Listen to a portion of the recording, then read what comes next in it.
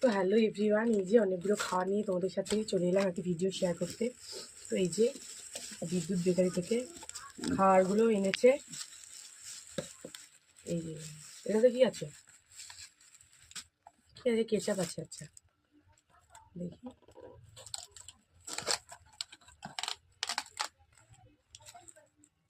আরে করছে না ভাই। ও পিৎজা, এই যে দেখা পিৎজাটা। আর এই যে পিৎজা দেখা একটা ছোটো পিস আছে।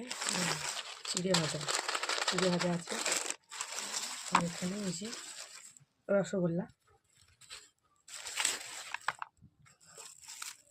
তো এই যে পিৎজাটা আমি এখন খেয়ে দেখাবো।